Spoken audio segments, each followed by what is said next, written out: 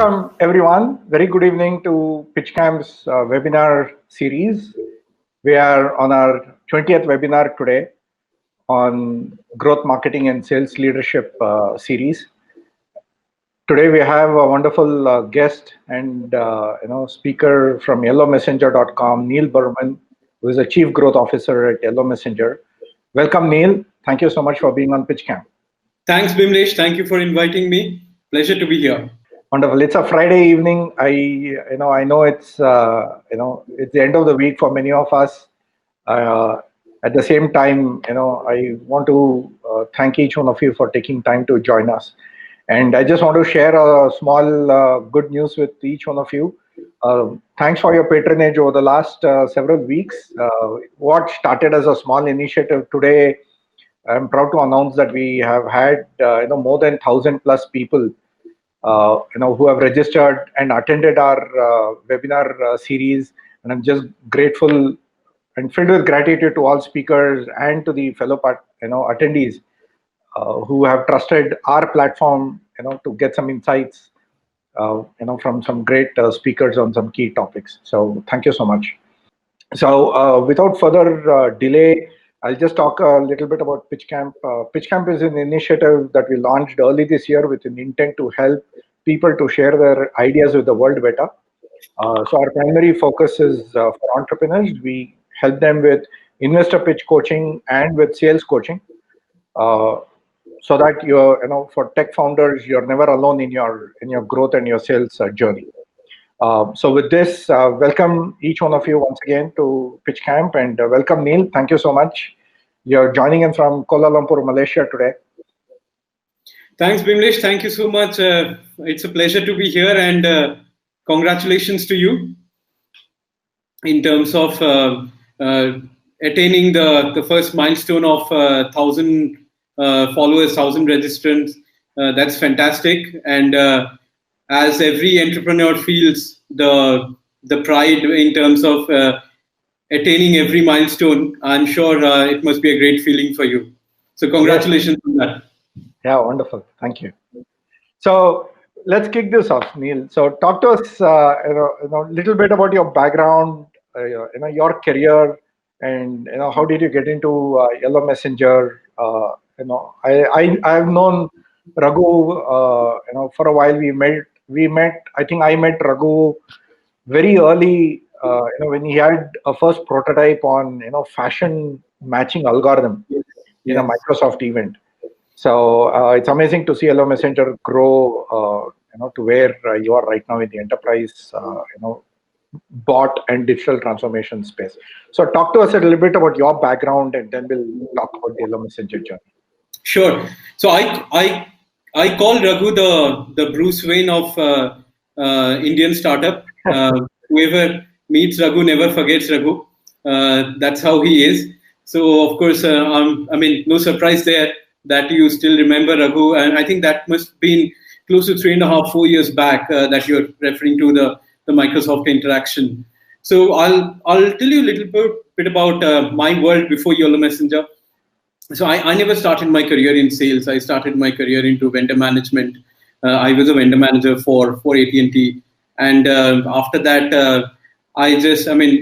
as it happens, right? I found my calling in sales. I thought there's much more adrenaline in sales, and this is something which I wanted to pursue. So started working with the first wave of Indian startups very early on. So I was part of the early team at Capillary, and that's where my startup journey actually started.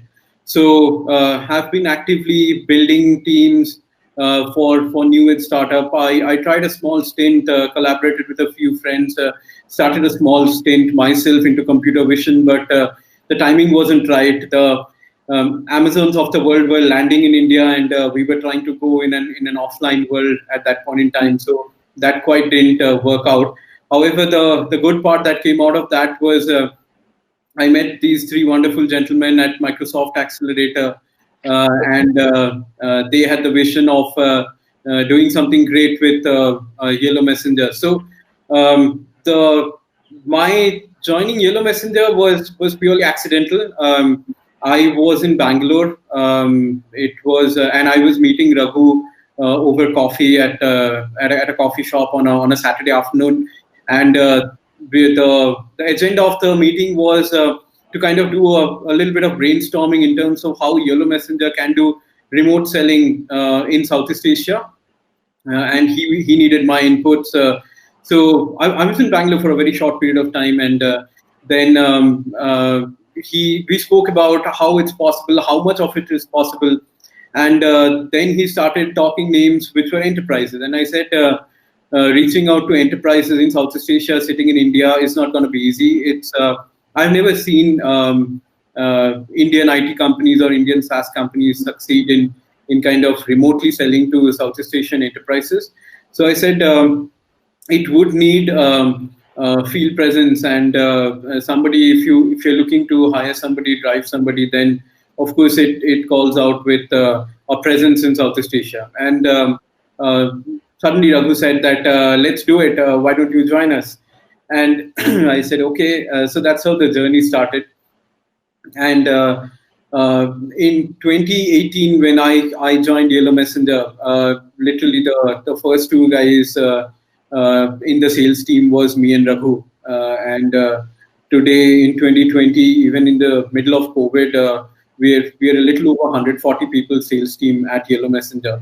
Wow. So we have grown from one team, one member in Bangalore and one member in Kuala Lumpur to now people spread across 9 cities globally. Okay. And, yeah, so that's pretty much how the journey started, and it's continuing. So the growth, of course, the aspiration for the growth was there, and it's pretty much the way we wanted to steer it. I think we are able to steer it that way, and the good part is. While everybody was kind of paranoid with COVID, we kind of embraced it, and it gave us the much needed tailwind also that we needed. So we're gonna be talking about it as we go along in the discussion. Sure. Apart from your illustrious career prior to Yellow Messenger, you have also been involved in a lot of other activities, associations. Yes. The Sales Enablement Society and Future of SaaS. So talk to us a little bit of that before we jump into other areas. Absolutely. So Sales Enablement Society. Yeah. So let me tell you about Sales Enablement Society.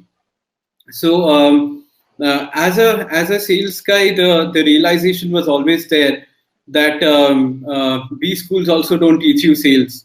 They let you do degrees and hold certificates in marketing, but sales is always kind of experience and learning, and rather not shying away from it. It's rather the mistakes which you train your next line of reportees or the people you're mentoring and the team that you're building. You just pass on that knowledge.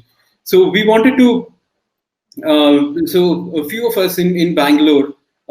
We wanted to build something which caters to learning in terms of sales, what and all you have learned. And Bangalore, as you know, has a considerable amount of resources, considerable amount of salespeople for working for all the IT SaaS companies, and we wanted to bring them together and share the learning. Both in terms of what worked and what didn't work. While we were brainstorming on that, the realization came in that there's already a group in United States who have done something like that. So one of the board members of the current Sales Enablement Society India chapter, he flew down to US. He attended a few of those sessions, and then we started those sessions in Bangalore. So we formed the first chapter in Bangalore. For Sales Enablement Society, and right after we formed the chapter, we learned that we are the first chapter outside United States. So then it came upon us to kind of build the chapters all over. So we built a Delhi chapter, we built a Mumbai chapter, a Chennai chapter, Then we went on building. So there was another chapter created for ASEAN, which was based out of Singapore. I created the Kuala Lumpur chapter. Then we created a chapter in Lahore, a chapter in Dubai, and we went on building multiple chapters. So I think currently we are about close to 6,000, 7,000 odd chapter members for Sales Enablement Society across Asia. And it's only focused towards learning towards sales. And I mean, we discuss everything, starting from the learnings of selling to a large enterprise to how to woo a CIO on an RFP document to what kind of pricing work in a telecom domain. So we discuss everything, and a lot of learning and sharing. That's a core fundamental of the chapter. That's there. Future of SaaS happened. So Future of SaaS was there in on Europe and in North America. I think there was one chapter that was there based out of London, and that was not interesting. Not getting that interest from the larger Asian SaaS population. So they thought of doing another chapter in Singapore, and they did a virtual event about a month back, which was the first pure SaaS event, SaaS focused event on an Asian level. Right. And I was a speaker there, and after that, I used to engage with the organizing team, and then they mentioned that we're looking for ambassadors to kind of grow our chapter, and you have strong network in India, you have strong network in Indonesia. These are primarily the SaaS hubs of Asia, apart from Singapore. So that's when they invited me to join the team as an ambassador, and I joined them. Awesome, fantastic. So let's jump into the journey. So my first question, which which I often see from several founders, is now Raghu as a founder had a certain value proposition, had a certain go-to-market thought process, right? Yes. Before you came on board. So now you joined on board, and then talk us through what were the things that you did, what you reviewed, what you found working well, some things that were not working well. What are the changes that you brought in to kind of steer the new growth roadmap? Okay, so even with a team of about 20 people, right? Yellow Messenger had about 4 to 5 enterprises on board, even at the time when I joined. So it wasn't like a complete clean slate that had happened. So every startup goes through an initial phase of product-led growth. That happens. So the early adopters were already on board. So kind of having a referenceable customer base in India was there from day one.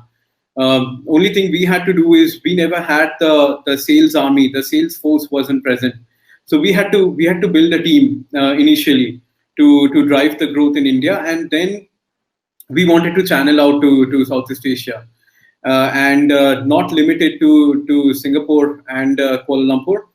We wanted to take it to multiple other countries in Southeast Asia, and the understanding was there that we will get a good response across the ASEAN countries. The reason being the conversational AI product that we do offer, right? And ASEAN being a very chatty market. So if you look at the ecosystem, this has been the region or been the market where the social messaging applications that are there today, the chat applications, have actually seen the peak.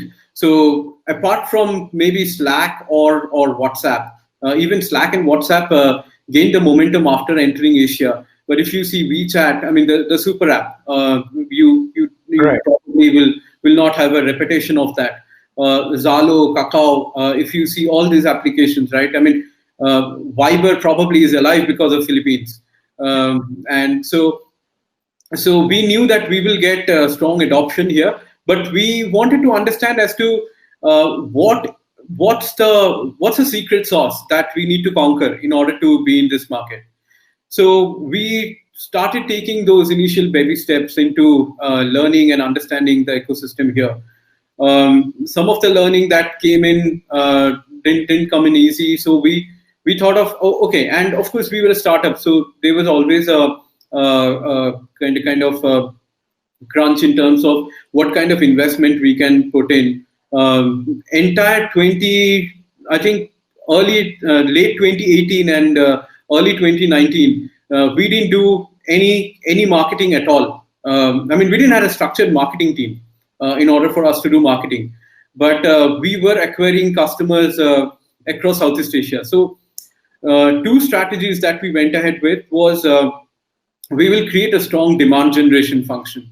And even when I had a 6-member sales team in Yellow Messenger, among that 6-member team, I had one person who was managing partner relations and one person for doing the inside sales cold calling function.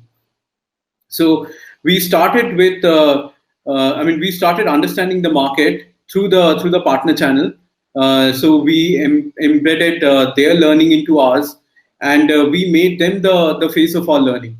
And then, of course, we were reaching out to the mid-market companies and trying to learn from them in terms of what's their expectation and how will they adopt a chat platform like ours. And a lot of shouting from the rooftop we had to do, because the region that we were going in had seen very failed attempts of chatbots coming from North America, coming from other parts of Asia, Israel. So we had to do a lot of, we had to share a lot of learning. Doing all this without marketing was actually face-to-face interaction or interaction over call, where we were kind of sharing this learning with them. So along with this, we found that we are getting certain market traction, and that we used in our favor. So I'm sorry. So the early market adopters that we got were Indonesia, Malaysia, Singapore. But then again, we went to an extent of reaching out to even places like Cambodia. And then the best part about Yellow Messenger has been that we have always built based on market feedbacks. So we have never built what is not required in the market, or we've never built what we couldn't sell, and we have never sold anything that we couldn't build. So that closed understanding and the collaborative nature of the organization, right, have led to the growth of the organization, where it's backed by product, of course, but it's spearheaded by the distribution network that we have today. Fantastic. I think from a timing point of view, there's a right question here. This is from Lalit from Airmeet. What's the foundational first step for a growth leader when they join a post-product market fit startup? Okay. So understanding, of course, all of us, when we join any new organization, we always find out what's our TAM, but never get swayed with TAM. And this is something which I practice whenever I hire a regional head, or whenever I'm hiring a sales leader. When I ask them to do a GTM and they come up with a TAM SAM analysis, that's something which I usually don't buy in. What is critical for a sales leader is, when you understand your TAM, always find out how you can get to the top 10 or maybe the top 5% of the TAM. Right. If you have a strong strategy that's available with you in terms of how you can get to that top 5%, and that top 5% might be only 20 companies, but those 20 companies should be stone carved. I mean, it should be on the wall of your workstation, and you should be looking at them every day in terms of how you will acquire them. And out of those 20 companies, the moment you have acquired your first 15% or 20%, you know you have done it right. So now it's only for you to replicate that practice, and that will give you the needed growth that you need. Right, and also the references, right, from the Absolutely. first few wins, right. Yeah, exactly. I recently read, that the focus can even be up to 3%, depending on the segment of the Yes. enterprise that you choose. Yes. Fantastic. So, talk to me about your hiring philosophy. So, you joined in. You looked at setting up physical presence in these regions. Yes. One primarily due to cultural. Southeast Asia, like India, also loves face-to-face interactions before they buy. Yes. And so that's a primary reason for setting up regional offices across Southeast Asia. So when you're at this stage, what has been your hiring philosophy of setting up your sales teams? So okay. So there's one line by Peter Drucker, which I remember in terms of hiring. He said that hire somebody to whom you would want your kids to report to, something on those lines. So yeah, so when you're hiring somebody, so when we hired in Yellow Messenger, we actually didn't go for even though we wanted to reach out to the enterprises, we didn't go out and hire the big Oracle guy and the Salesforce guy into the team early on. Uh, the primary focus was whoever we are hiring should be hungry, should have that zeal to go and get it, because we were building a growth culture. And when you're building a culture, you actually cannot have too many driving forces driving it from all around. Then you'll end up nowhere. You would rather need people who are ready to adopt to that culture and take that culture forward. And So for that, we look for hungry young sales stalwarts who can come on board and can be groomed to be future leaders, and that has worked in our favors. So we have hired them early on in our journey in India. We have groomed them. I mean, some of fabulous numbers. I mean, we have people in our team leading different Southeast Asian territories. They have done something like 21 enterprises onboarded in 6 months' time in India, and then we send them to Southeast Asia, and then in again another 6 months they onboard 26 enterprises in Southeast Asia. Give the local players a run for their money because they are already in the game. They've inculcated it, so it becomes easier for us to kind of hire these smart people. All you have to do is and this comes from the very top in the organization. That's been the organization's culture in terms of giving the ownership and the responsibility to people and making them accountable for the actions that they're required to perform. And this is a trait which I don't see prevalent with the startup founders much. But if you look at the founders who are really successful, they have actually done that. And there has been, and it I mean there's two sides to this coin, of course.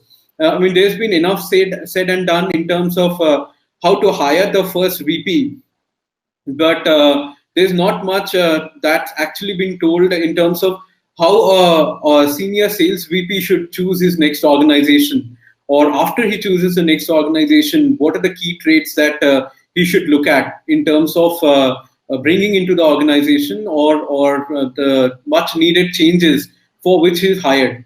Now, if you're hiring somebody early on, you expect them to bring certain changes or to help you support with certain aspirations that you have. Ours was more focused towards the aspirational goals that we wanted, and we knew it that if once we grow into a formidable size, it's not going to be possible for us to control this mammoth body from a single point. So we Right. needed to build the next orbit of leaders who can take the responsibility and break it down into smaller clusters, make them accountable for those regions, those territories, for them to drive it.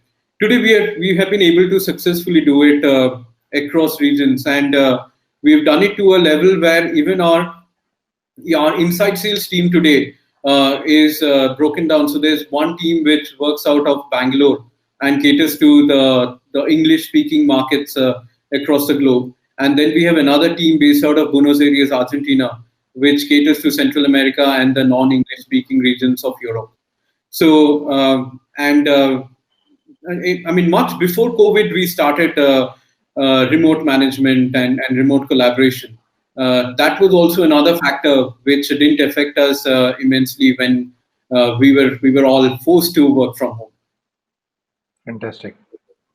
What has been your mix of hiring these teams from college fresh versus experienced folks? Because you're in the enterprise space. Initially, I'm sure you would also not have enough bandwidth to sit and train a bunch of these folks. So, was there a conscious choice to look at experienced folks more because you're in the enterprise space versus to look at young salespeople? We didn't do that early on. We didn't hire enterprise experienced folks early on. We didn't hire freshers, but we hired people with 3.5 years, 4 years kind of experience. But we hired people who had that growth mindset in terms of I mean, they will not shy away from numbers. Got it. So we hired people who had that zeal in them that okay, if I'm to run with these numbers, I'll do it, and never be scared of numbers in terms of what's coming your way. And then we complemented that much later with senior resources from the industry. And today also our hiring is a mixed bag of both. So we hire senior members into the team. At the same time, we also have a strong management trainee program, and that's something which where we hired like only college freshers. Last year we hired approximately 21, 22 of them, and this year so far we've already hired about 30 of them, and this has, I mean, they gradually groom up to be, you know, that initial level of foot soldiers who you need in order to keep the momentum going. Then we also had this thought that while we have a mixed bag of talent now in the team, we should bifurcate the team into doing enterprise versus mid-market and SMB. So Okay. we have built an SMB team, and either which ways it was remote selling that was happening. So we built out a remote sales team based out of Bangalore, who reaches out to the English speaking countries across the globe, and they really don't have any limitation in terms of territorial reach out. So they reach out, and that drives our our SMB domain. And these were actually this is a team which is comprised primarily of freshers. So I would say about 80% of the team comprised of freshers, and they have been into the system for something like 6 to 8 months. Okay. May come as a surprise, but the quarter in the middle of COVID, when we built the team, in the first quarter, this team did 1 million in revenue for us. Uh, Fantastic. and that kind of and then of course the writing was there on the wall that we should just go ahead and we should just build this team. And currently I'm extremely excited to make this into a 100-member team for in 2021. Awesome. Cool. Talk to us a little bit on the pricing for enterprises, right? So, Yes. how do you analyze when you came in? I'm sure you saw some pricing structure strategy. So talk to us about the way you went through about analyzing the existing pricing structures and what Yes. was your discovery and to reach where you are today. So from a pricing standpoint, we didn't had a very clear pricing strategy when we started off. So we did a lot of experiment in terms of what's the right pricing for us. And since our key competency is quite domain agnostic, persona agnostic, we were not quite sure in terms of what pricing is the right pricing. I mean, any pricing we were selling it at, we always had the feeling probably there's some headroom that we left. We could have pushed for a little more, and it's not that. And we were doubling the deal sizes. That's what was happening early on, but still we had the feeling that there probably is a certain gap that we're leaving in terms of reaching out to the enterprises and positioning it to them. And a lot of thought went behind it, and not shying away from it. So I had experience of sales, but I am not a pricing analyst. I don't know what is the market ready to pay. So it went through a lot of trial and error. Apart from the industry and the personas, we were also selling it in multiple geographies. For Right. example, when we were selling it in Philippines or in Singapore, that's a market where a conversational platform or an AI platform has been adopted earlier. Wherein when we took it to places like Vietnam, Cambodia, and even Malaysia, Thailand, we were met with. I mean, it doesn't matter what's your product capability is. You're an Apple, so I'll compare you with an Apple.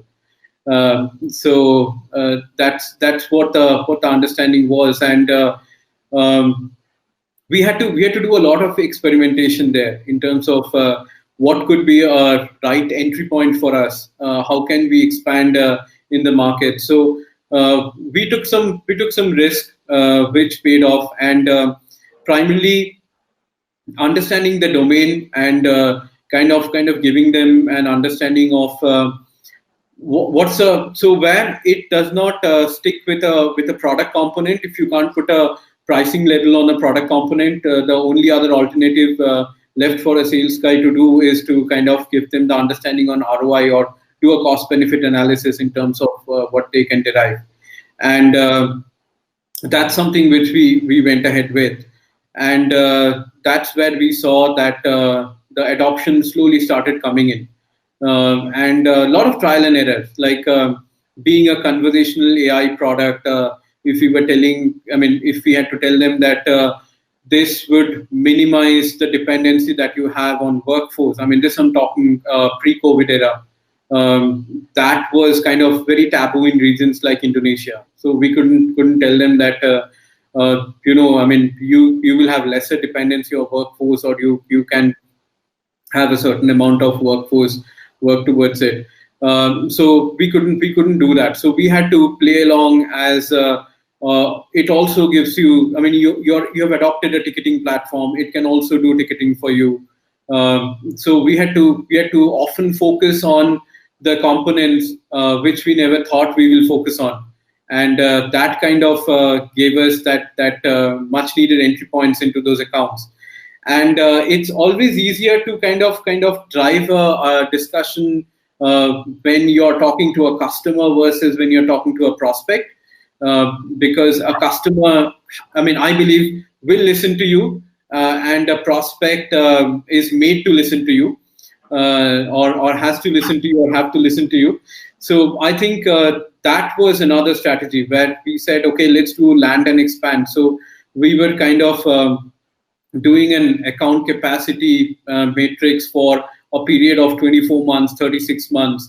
And we were then focusing on building a strong expansion team, which can actually do the job of a business consultant, drive the adoption in those accounts, and help us grow in those accounts. So that, I mean, there also we have success stories where we have started with something as low as $800 a month, and we have ended up with something like $65,000 a month. So these are primarily driven by the adoption and the consultation that we've done for these enterprises. Fantastic. So with conversational AI, you got different stages of intelligence, right? So one is your basic 101 of FAQ or Q&A format. And second thing is to have really intelligent conversations based on the existing data within an organization. So when you try to approach a conversational AI solution, what was the mindset of giving access to data to kind of show the value proposition upfront to that customer specific use cases? Was there a strong objection from these customers, or was it a pilot and then go live model? Pilots were paid, they were free. Talk to us a little bit about that. So, okay, a very good question. Whether the pilots are paid, the usual market notion, and especially it's there in India, enterprises always believe that pilots are never paid. That's a strong sense within enterprises, and I'm sure all of us who would have sold to enterprises, we kind of take it for granted that in India nobody pays for planning and nobody pays for pilot, and pilot is deemed as the planning phase. But the challenge that I have seen is even if you have to charge them a dollar, because even that moves stable. And I mean, at least 5 people in the company will know that there's a product which is getting tested. Otherwise, very often it also happens that it stays within the user buyers, and the budget owners hardly know about it. And it's at the discretion of the user buyers that the success or the failure of the pilots depend on. So how we have done our pilots is we also couldn't break the shackle of making all of them paid pilots. So how we have done the pilot is we have gone ahead and told them that fine, let's discuss what's the success criteria, what's the success matrix of the pilot. We will do a 1 month, 2 month, whatever is the pilot duration, we will do that. But let's define, let's align with your definition of success from this. And if after 2 months we hit all the check boxes of the success criteria that you're calling out, from the 3rd month onwards, it's a paid contract. And with that, they have realized that there's certain skin in the game, and in order for you to, so you're getting a commercial approval early on. You're getting understanding of how the adoption is going to be, or where you need to plug it in. You're getting all that understanding early on. So both from a customer standpoint as well as a vendor standpoint, right? We get that clarity early on, and then we know what we have to do or how we have to drive those 60 days in order to make it into a contract. And that's when the adoption matrix from a customer's end comes in, and we start working closely from a pilot itself with the customer, which actually accelerates our upsell and expansion opportunity into the accounts. So while we don't shy away from doing free pilots, they're factually not free pilots. I mean, there's a clause behind it. If I'm able to hit these check boxes, it's going to be a contracted. It's going to be a paid contract. And this understanding is something which is made black and white even before we go ahead with the pilot. Fantastic. I think that's a very smart way to structure contracts as well, so that if the milestones are hit, they convert into a paid. So do you backtrack the paid date? Suppose you hit the goals in the 90 days. No, that is something which we don't do. Okay. I mean, making them sign those dotted lines that with ifs and buts itself. Right. Especially when you're dealing with Indian customers, but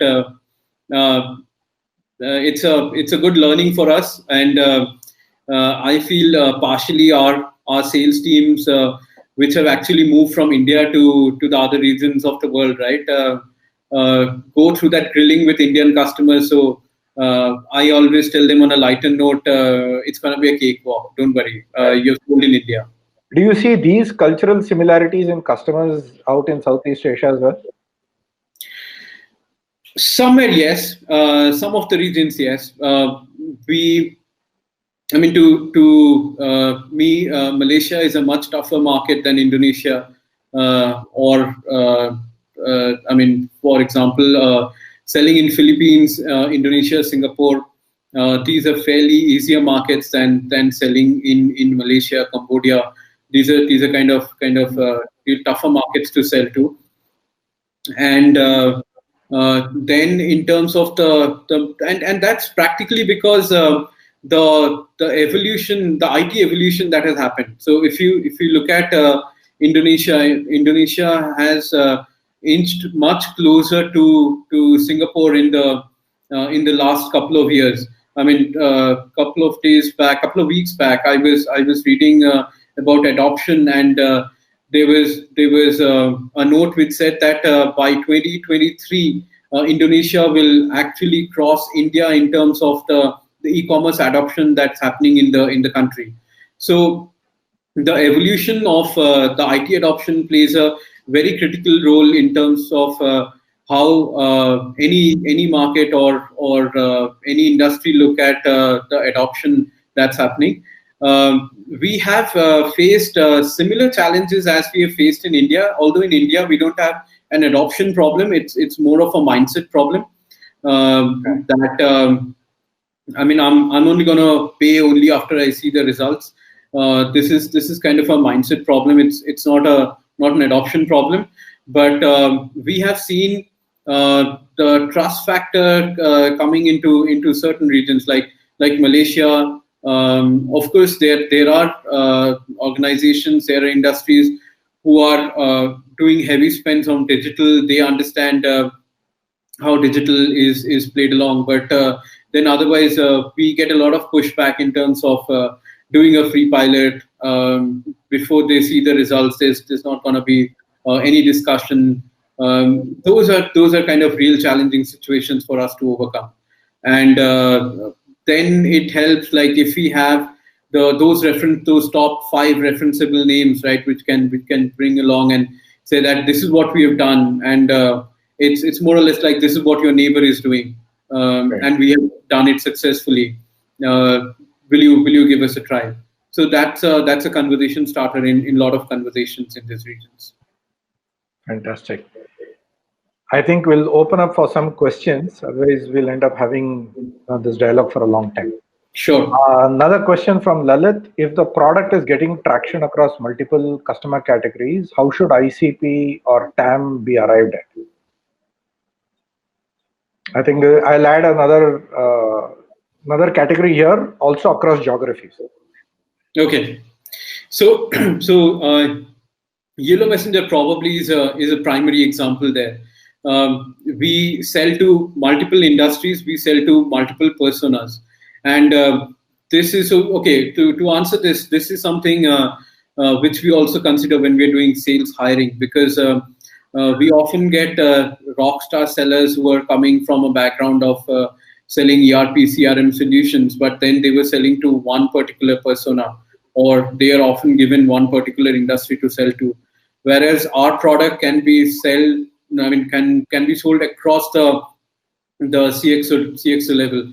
I mean, I can have a sell to CMO's office, CTO's office, CIO's office, CHRO's office, and I mean, we have sold it to flamboyant retailers who are into lifestyle and fashion.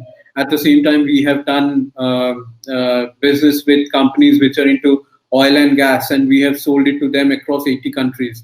So that also is something where what we have done is we have from a product end, right? We have broken it down into core product, which focuses on the elements of a conversational AI platform, and we have layered that with industry-specific specializations. And from an on-ground business standpoint, we have taken that global approach, where even though we are a global company, we are selling it across different regions. We're selling it everywhere.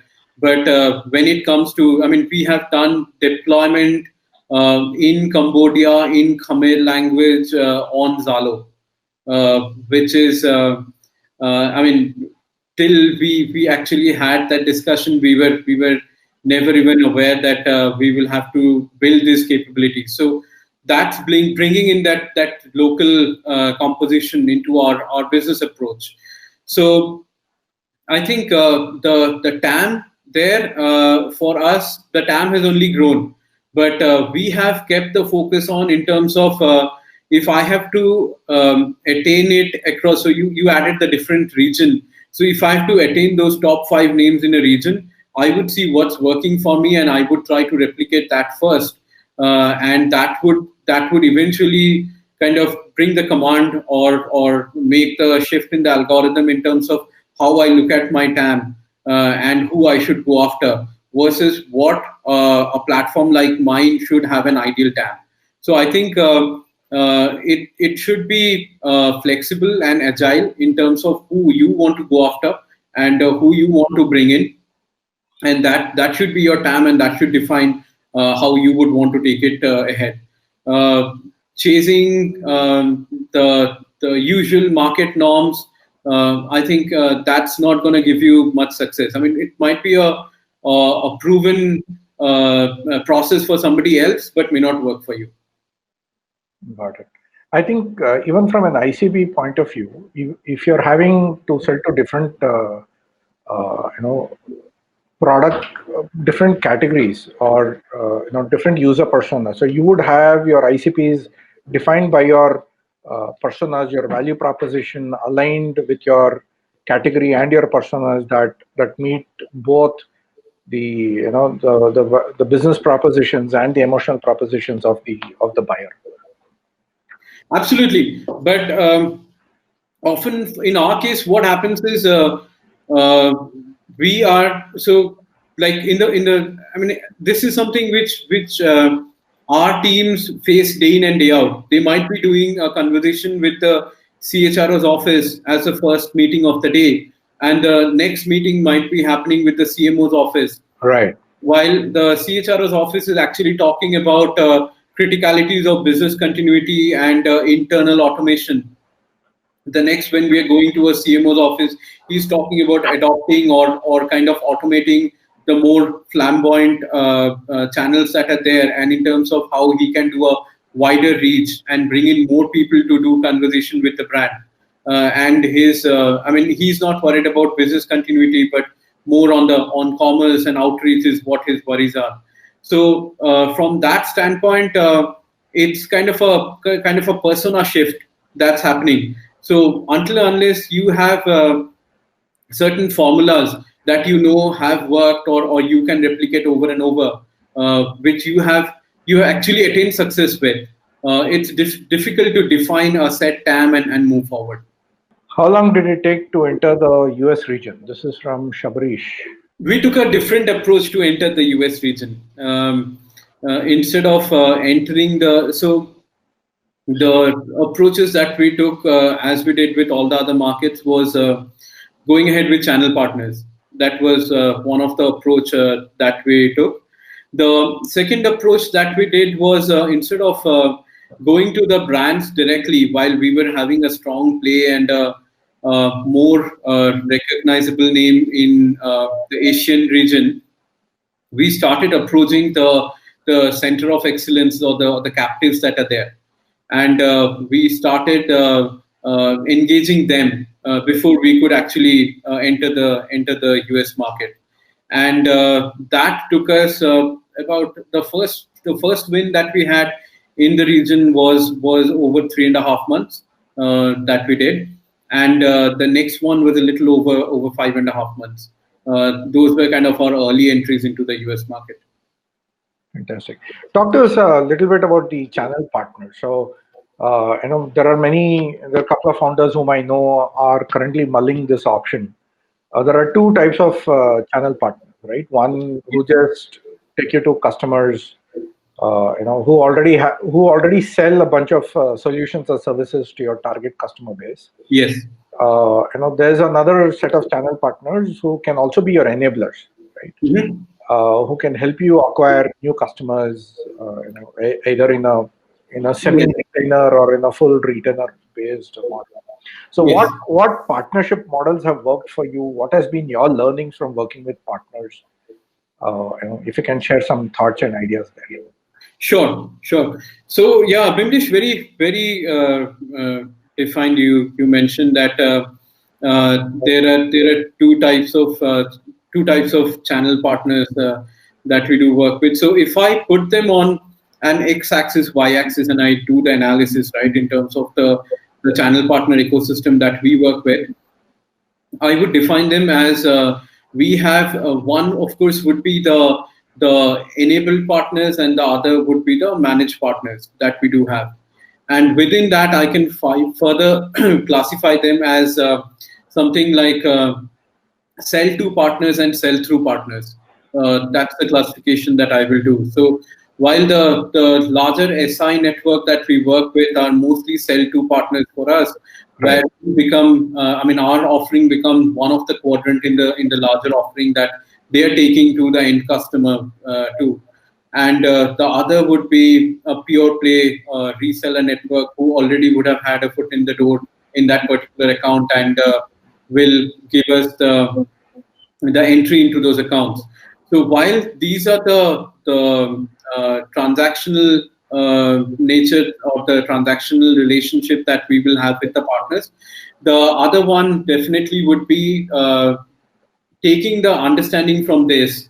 How do you manage them? So uh, who are the partners who are kind of self-sufficient, or they can either be self-sufficient or they are gonna give you business once in a blue moon, and you really don't need to invest your time and effort and money on them. So you should have the team focused more on your managed partners. So out of all the partners that we have a certain set of partners with whom we kind of do weekly, bi-weekly interaction. We do a lot of co-marketing, joint events, joint efforts in terms of reaching markets. They are enabled, they are managed and enabled on our product on a pretty regular basis. Whereas there's a certain set of partners who are aware of the product, but they are not somebody who's dealing in the conversational AI space more often than ever. So they are enabled on a periodic basis. However, the touch point in terms of the digital touch point, doing that today is very easy. So that is something which we keep uniform. However, the human touch point there is kind of it's categorized in terms of how we cater to different partners. And this is something which we have been extremely cognizant about from the initial team that was there of about 6 to 7 people from the initial days. And today we have structured out a structured partnership program. We call it Gati. Gati stands for go ahead, transform it. And we enable our partners and their product technology and their sales team on Gati. We certify them, and after that we categorize them on managed partners and enabled partners, and that drives our engagement forward. Got it. Fantastic. Thanks for that. There's a couple of questions coming now. Which market did Yellow Messenger focus first? Without any choice, that was India. Outside India, it was Southeast Asia. All right. Next question. This is from Justin Paul from Unboxed. Considering you're selling to different verticals and solving different use cases across the organization, how are you ensuring your sales folks are able to sell for different use cases or for contrasting use cases? Okay. So we bring this specialization gradually, and this specialization. So one thing which we don't do is we usually don't shuffle the territories too much for them. So we keep them uniform to a territory so that at least they are aware of the nature of the region or the culture of the region that they're selling to, and then until unless you have spent a considerable amount of time in the organization, it's not going to be possible for you to sell to different personas. If you're starting in say about consumer-facing markets like retail or CPGs, it's the expectation definitely is for you to kind of gain specialization in that domain before you go into internal automation when you're selling HR focused or ITSM focused or finance focused solutions. So this is something which we give them the learning or the understanding in terms of what is the need of the market, and that understanding we get from our demand generation team. So from interaction with our partners, from the remote selling teams that we have, we get that understanding in terms of where what's the actual demand of the need of the market, and then we take our solution to the market, and we actually, I mean, we push our product in that particular domain or that particular industry, and gradually we build the capability. So after we have sold about a solution which is into market facing, um, a market facing solution, after that, if you are trying to do an upsell into the account for internal automation, we will bring in the specialization or the specialist to actually do that. And that's where we support our sales force also with the handholding that we do for them, that we do for our partners. And eventually it's an evolution, right? So eventually they pick it up, and after 3 4 such interaction, they master selling it to different personas and different verticals. Fantastic. Next question is Nandish from SAP. Having an office in US, was it a strategic move to show the world that you are a global company, or were there better chances of reaching larger market share? Both. It was, of course, it gave us the the added advantage of engaging with many regions early on. Like for example, when we were engaging in Middle East, when we were engaging in Europe, or even North America, Canada, Central America, having an office in US, of course, helped. And rather than calling ourselves as an Indian organization, when we identified ourselves as a US headquartered organization, that kind of gave us a much needed tailwind that we needed, and definitely helped in terms of us gaining the early traction into multiple markets outside Asia. What would be some of your top 3, top 5 things that, as a sales leader, that you would leave this group as your parting thoughts? So a sales leader is always driven by data, and this is something which I've always practiced, is that for me, faith and belief is limited to God. Rest is data. So anything that which there is no data for, it does not exist for a sales leader. That's a golden rule of sales. Second is never leave money on the table. Stretch. We have stretched from. I mean, we have doubled our prices. I think 4 times, 5 times. So never leave money on the table. And I still believe we have headroom. Just earlier this week, I was talking to a gentleman from Simon Culture in Singapore, and I was saying that I would want to have a larger session, larger discussion with you, because I think we still can stretch our pricing, make it more optimized. I still feel we are suboptimal. Many in the leadership in the organization feels that I mean, this is a healthy pricing in which we are selling it today, but this can definitely be stretched further or optimized further. So never leave money on the table. That's my second point. And third is always try to build the next orbit of leadership from within the organization. That always helps. If you have to stay agile, you want that flexibility of growth.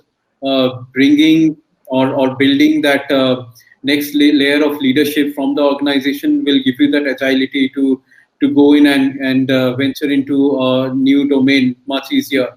And trust me, this is something, even though I've practiced, I couldn't do it at a scale where I could scale that fast. So many of the leaders into different markets, for different markets, I was forced to bring in from outside the organization. Although they have done phenomenal in the roles that they are in today. However, I mean, I would have had that agility or that strong a team that I could fall back on. Probably I would have gone to those markets much earlier. Got it. Fantastic. Thank you so much, Neil. We've come to the end of the session. It's been wonderful interactions with the audience, engaging with questions. And thanks for answering very insightfully a lot of the journey aspects of what you have gone through at Hello Messenger. Wish you guys all the very best. More growth, more scale to see from Hello Messenger in the future. Thanks, Bimlesh. It was fun interacting with you. It was great to be on this podcast. I mean, I've been following your podcast. I think you got my attention when you got Mr. Ingram here. And, I've been following your podcast for quite a while. So it was great interacting with you. Wonderful. So thank you so much, everyone. Thank you. Thanks, Neil. Thank you so much.